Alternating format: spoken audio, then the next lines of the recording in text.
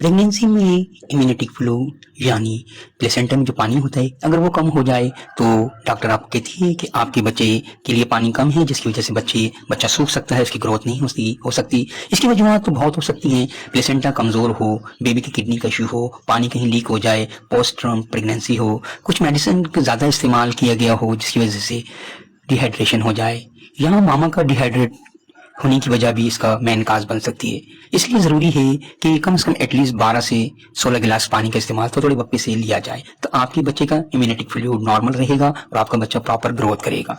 Diet से भी इसे कुछ बैलेंस किया जा सकता है। प्रोटीन, मीट, दालें, अंडा, होल ग्रेन, फ्रूट, सब्जी, हेल्थी फैट्स इस्तेमाल करने से प्लेसेंटा बेहतर होता है। लेकिन यहाँ जुगाड़ तोगाड़ से काम नहीं चलेगा, आपको यहाँ दवाई भी लेना पड़ेगी। अगर ये कैफियत अर्ली नजर आए तो टॉर्च प्रोफाइल टेस्ट जरूर करवा लेना चाहिए। मे भी कोई बैक्टीरिया हो जो इस फ्लूइड को इस्तेमाल कर लेता हो, जिसकी वजह से बच्चा फिर सूख जाता है और डीएनसी करना पड़ जाती है। तो यहाँ होम्योपैथिक मेडिसिन नेट्रमनीवर 200 का इस्तेमाल इम्यूनिटी फ्लूइड को बढ़ा सकता है और साथ स्केल का 10 mg की एक डोज दे लें तो आपका बेबी जो है अच्छे तरीके से ग्रोथ करेगा। डॉक्टर जी सिद्दीकी को फॉलो कर लें, एसीसी हेल्थ चैनल को ज्वाइन कर लीजिए, लाइक शेयर जरूर करिए, पहुंच सकता है। अस्सलाम वालेकुम।